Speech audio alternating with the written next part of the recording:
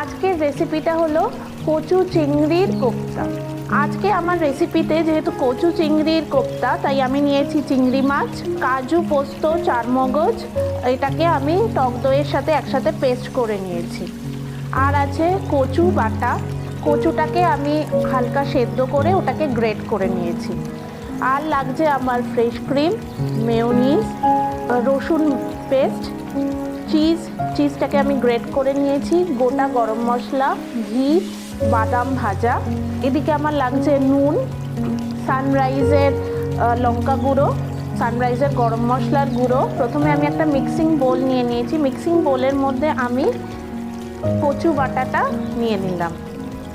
কচু বাটার মধ্যে আমি দেব বাদাম কুচি, দেব আমি সামান্য লঙ্কার গুঁড়ো, একটু গরম মশলার গুঁড়ো, স্বাদ অনুযায়ী একটু নুন, একটু কোকোনাট পাউডার, অল্প একটু গোলমরিচের গুঁড়ো, চিজ দেব, মেয়োনিজটা দিয়ে দেব, বাইন্ড করার জন্য আমি দেব বেসন দিয়ে এবার আমি হাতের সাহায্যে এটাকে মিক্স করি।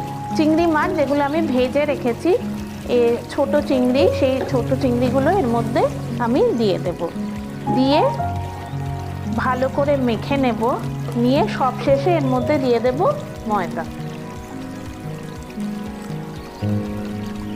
আমার কড়াইটা গরম হয়ে গেছে, এবার আমি এতে সাদা তেল দেব। তেলটা গরম হয়ে গেছে, এবার আমি এই কোপ্তাগুলো এর মধ্যে দিয়ে দেব। আমার কোপ্তাগুলো ভাজা হয়ে গেছে এবং রংটা হালকা বাদামিও হয়ে গেছে। এবার আমি এগুলোকে তুলে নেব।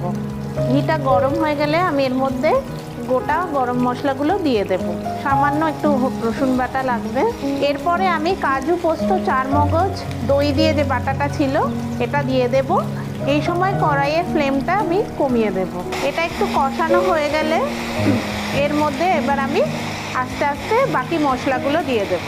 এবার এর মধ্যে আমি স্বাদ মতো নুন দেব, একটু চিনি দেব, সানরাইজের লঙ্কা গুঁড়ো সামান্য, একটু গোলমরিচের গুঁড়ো, কষিয়ে এর মধ্যে এবার আমি একটু জল অ্যাড করব।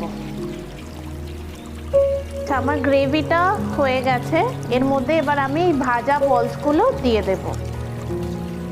সানরাইজের শাহি গরম মশলা একটু দিয়ে দেব।